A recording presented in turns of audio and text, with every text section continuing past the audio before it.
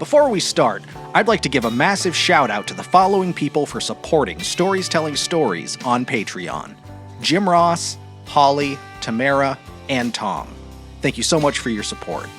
If you'd like to help support the show and hear your name listed before future episodes, head on over to patreon.com/storiestelling-stories.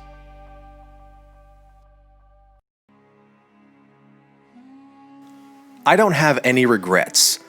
If I were to die today, I would be content in the life I lived.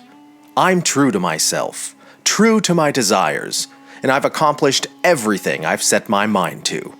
I've lived lavishly, loved deeply, embraced a life of honesty and truth, and have nothing but warmth and contentment in my heart. So if death wants to knock on my door tonight, I will go gladly on to the next great adventure. This is an exaggerated sentiment, but nonetheless one that I see often, and one that I feel to be full of insecurity and hot air. To say one lives a life free of regret is to admit that one has been unable to learn the lessons that life has attempted to teach us. Regret, like so many tough life lessons, has become a four-letter word in self-improvement, as if exposure to it renders one a failure. But what's wrong with failure? If you never fall off a bike, never apply for that dream job, never pull your heart from your sleeve and hand it to someone who looks back at it in shock and disgust, how can you consider your life well-rounded, well-lived? My life is full of regrets, and I continue accumulating them with each passing day.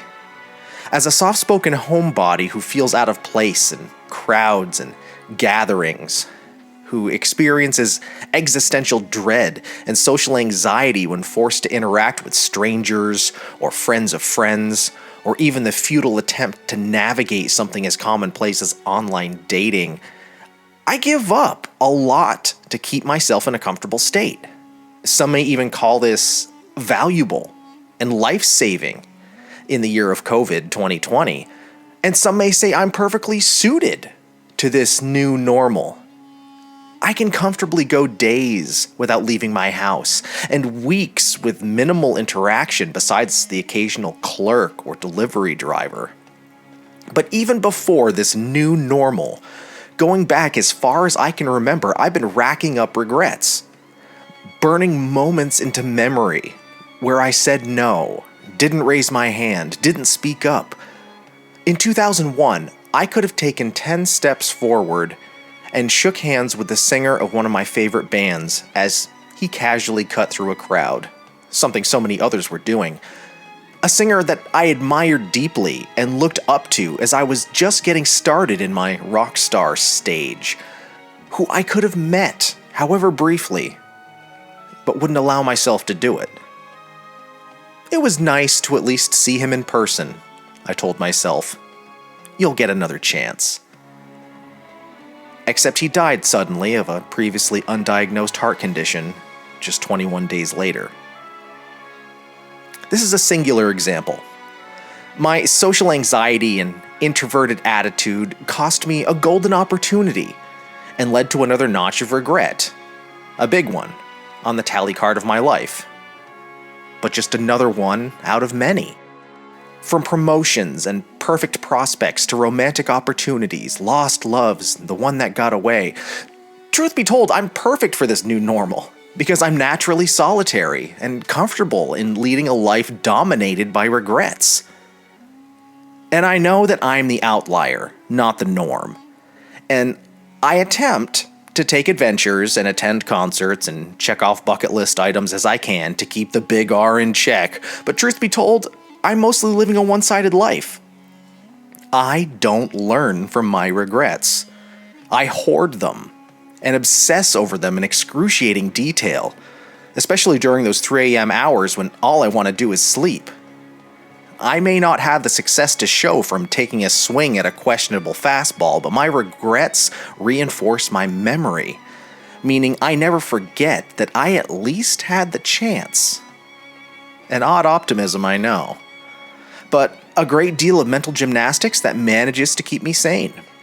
And it's not that I don't want these things, to meet my heroes, to send witty icebreakers, or even attempt an introduction of romantic intent, or to meet up with friends or friends of friends and attempt to increase my tiny social circle.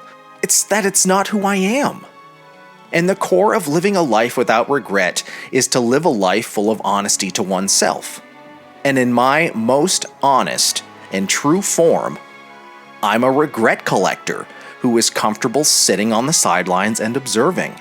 My last great relationship blossomed at random with the help of a bottle of silver tequila, but in the socially distanced and isolated age we live in, the likelihood of finding a fellow homebody who would rather sit at home and avoid people is either more likely now than ever before, or never gonna happen in the time of swipes and paid apps. But the unknown in that keeps life exciting. You never know when or where it's going to happen, or if it will even happen at all. And some may call that regretful, but I consider it hopeful. At the end of the day, living a life adverse to regret is just as unhealthy as one where you tally them off over the decades. But somewhere in the middle, we can survive. And regret is the topic that brings up this week's story, episode 15 of Locked in a Vacancy, where we look at a short story about, and titled, Regret, by legendary master of the short story, Guy de Maupassant. And I apologize if my French is brutal and I am absolutely butchering his name. Guy was a popular French author in the mid to late 19th century who was fortunate enough to find success and notoriety in his lifetime. He was prolific in his short years, crafting an impressive body of work that influenced other such notable authors as Anton Chekhov, Kate Chopin, and Henry James. His most notable English work is The Necklace, which has become a piece of classroom reading around the world, as well as a short piece of gothic horror called The Hand that we may revisit closer to Halloween. But as brilliant and prolific as he was, he suffered from mental illness and was committed to an asylum in the last year of his life after a failed suicide attempt, where he would ultimately die at the age of 43. Whether he lived a life of regret or not, we may not know, but peering at the world through his eyes, we can get a bit of a better idea. This is Regret by Guy de Maupassant on Locked in a Vacancy. Monsieur Saval, who was called in Mantis Father Saval, had just risen from bed. He was weeping. It was a dull autumn day. The leaves were falling. They fell slowly in the rain, like a heavier and slower rain. M. Saval was not in good spirits. He walked from the fireplace to the window, and from the window to the fireplace. Life has its somber days. It would no longer have any but somber days for him, for he had reached the age of 62. He is alone, an old bachelor with nobody about him. How sad it is to die alone, all alone, without anyone who's devoted to you. He pondered over his life, so barren, so empty. He recalled former days, the days of his childhood, the home, the house, of his parents, his college days, his follies, the time he studied law in Paris, his father's illness, his death. He then returned to live with his mother. They lived together very quietly and desired nothing more. At last, the mother died. How sad life is. He lived alone since then, and now, in his turn, he too will soon be dead. He will disappear, and that will be the end. There will be no more of Paul Saval upon the earth. What a frightful thing. Other people will love, will laugh, Yes, people will go on amusing themselves, and he will no longer exist. Is this not strange that people can laugh, amuse themselves, be joyful under that eternal certainty of death? If this death were only probable, one could then have hope, but no, it is inevitable as that night follows the day. If, however, his life had been full, if he had done something, if he had had adventures, great pleasures, success, satisfaction of some kind or another, but no, nothing. He had done nothing. Nothing but rise from bed, eat at the same hours, and go to bed again. And he had gone on like that to the age of 62 years. He had not even taken it unto himself a wife as other men do. Why? Yes, why was it that he had not married? He might have done so, for he possessed considerable means. Had he lacked an opportunity? Perhaps. But one can create opportunities. He was indifferent. That was all. Indifference has been his greatest drawback, his defect, his vice. How many men wreck their lives through indifference? It is so difficult for some natures to get out of bed, to move about, to take long walks, to speak, to study any question. He had not even been loved. No woman had reposed on his bosom in a complete abandon of love. He knew nothing of the delicious anguish of expectation, the divine vibration of a hand in yours, of the ecstasy of triumphant passion. What superhuman happiness must overflow your heart when lips encounter lips for the first time, when the grasp of four arms makes one being of you, a being unutterably happy, two beings infatuated with one another. M. Saval was sitting before the fire, his feet on the fender, in his dressing gown. Assuredly, his life had been spoiled, completely spoiled. He had, however, loved. He had loved secretly, sadly, and indifferently, in a manner characteristic of him in everything. Yes, he had loved his old friend, Madame Sanders, the wife of his old companion, Sanders. Ah, if he had known her as a young girl, but he had met her too late. She was already married. Unquestionably, he would have asked her hand. How he had loved her, nevertheless, without respite, since the first day he set eyes on her. He recalled his emotion every time he saw her. His grief on leaving her. The many nights that he could not sleep because he was thinking of her. On rising in the morning, he was somewhat more rational than on the previous evening. Why?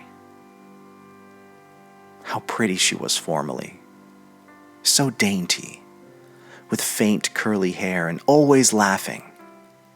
Sanders was not the man she should have chosen. She was now 52 years of age. She seemed happy. If she had only loved him in days gone by. Yes, if she had only loved him. And why should she not have loved him? He, Saval, seeing that he loved her so much. Yes, she, Madame Sanders. If only she could have guessed. Had she not guessed anything? Seen anything? Comprehended anything? What would she have thought? If he had spoken, what would she have answered? And Saval asked himself 1,000 other things. He reviewed his whole life, seeking to recall a multitude of details. He recalled all the long evenings spent at the house of Sanders, where the latter's wife was young and so charming. He recalled many things that she had said to him, the intonations of her voice, the little significant smiles that meant so much.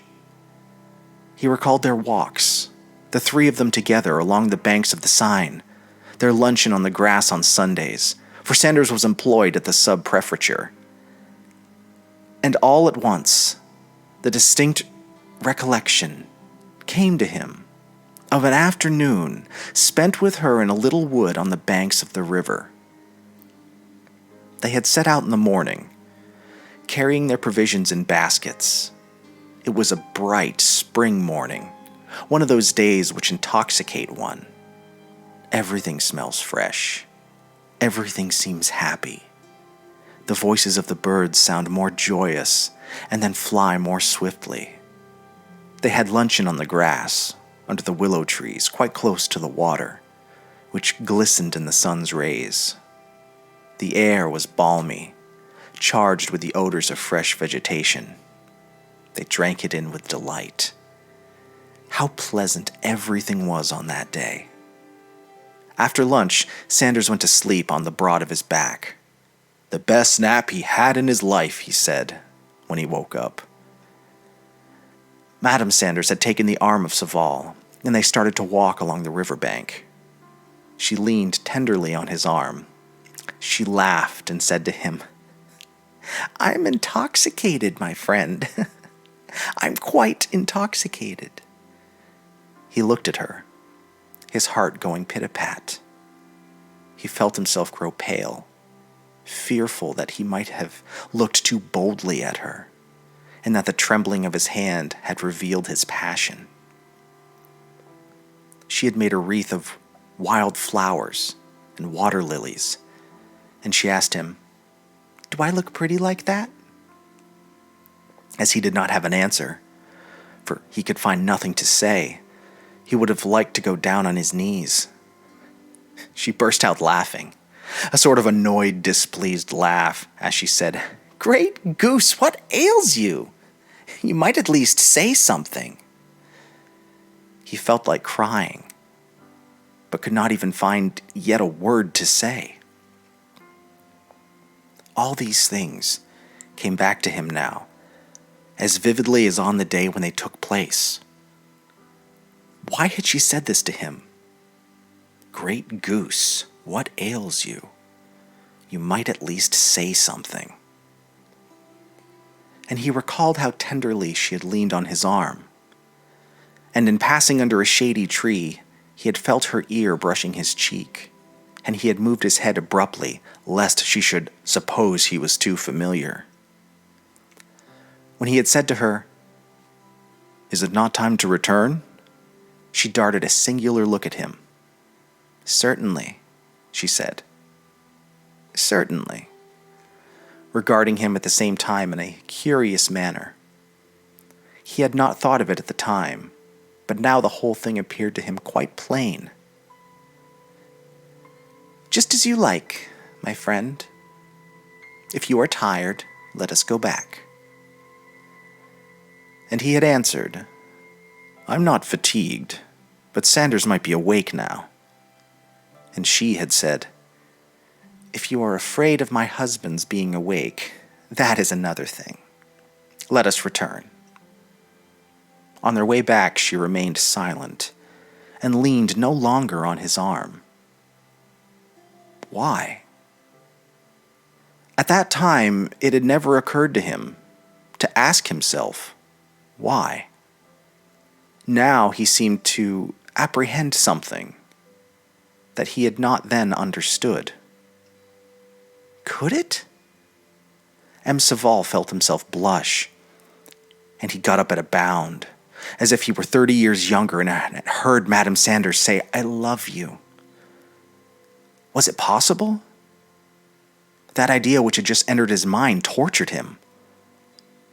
Was it possible that he had not seen, had not guessed? Oh, if that were true, if he had let this opportunity of happiness pass without taking advantage of it, he said to himself, "I must know. I cannot remain in this state of doubt. I must know," he thought. I am 62 years of age. She's 58. I may ask her that now, without giving offense. He started out. The Sanders house was situated on the other side of the street, almost directly opposite his own. He went across and knocked at the door, and a little servant opened it. "You here at this hour, Saval? Has some accident happened to you?" "No, my girl," he replied. "But go and tell your mistress that I want to speak to her at once." "The fact is, Madam is preserving pears for the winter, and she is in the preserving room. She is not dressed, you understand." "Yes, but go and tell her that I wish to see her on a very important matter." The little servant went away, and Saval began to walk with long, nervous strides up and down the drawing room. He did not feel in the least embarrassed, however. Oh, he was merely going to ask her something, as he would have asked her about some cooking recipe. He was 62 years of age. The door opened, and Madame appeared. She was now a large woman, fat and round, with full cheeks and a sonorous laugh. She walked with her arms away from her sides and her sleeves tucked up, her bare arms all covered with fruit juice. She asked anxiously, "What is the matter with you, my friend? You are not ill, are you?" "No, my dear friend. But I wish to ask you one thing, which to me is of the first importance. Something which is torturing my heart. And I want you to promise that you will answer me frankly." She laughed. "I am always frank.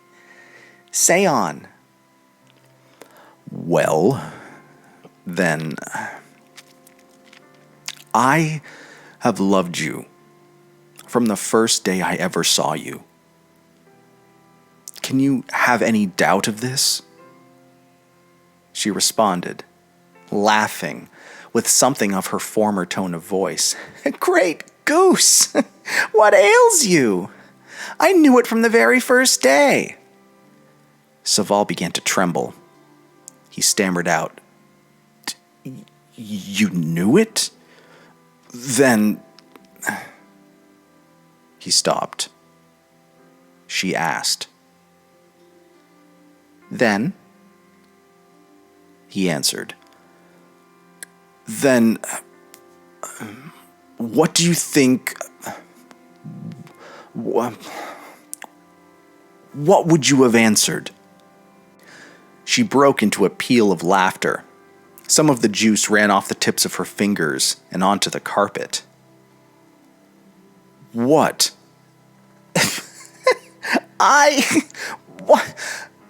Why did you not ask me anything? It was not for me to declare myself." He then advanced a step towards her. Tell me. You remember the day when Sanders went to sleep on the grass after lunch? When we walked together as far as the bend of the river below?" He waited, expectantly. She had ceased to laugh and looked at him straight in the eyes. "Yes, certainly. I remember it," he answered, trembling all over. "Well, that day, if I had been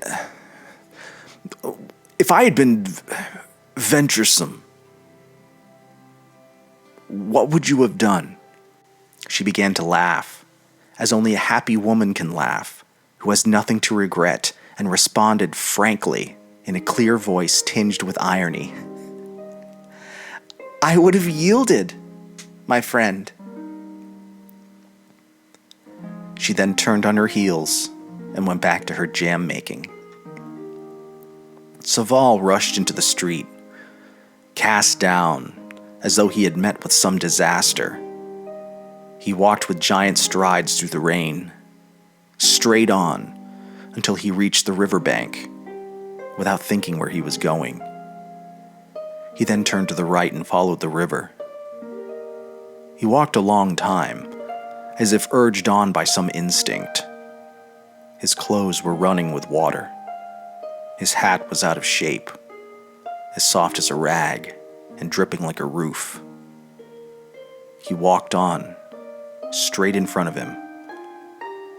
At last, he came to the place where they had lunched on that day so long ago, the recollection of which tortured his heart.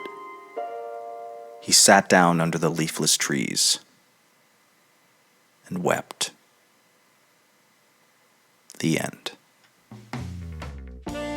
Locked in a Vacancy is produced in collaboration with Stories Telling Stories and STS Media Group, socially isolating itself at Milt House Studios in Milton, Vermont, casting around the globe to your frontal lobe wherever podcasts are found.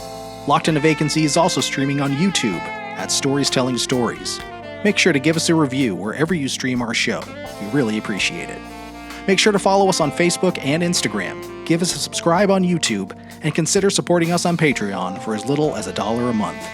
And until next time, stay sane, stay safe, and stay whimsical.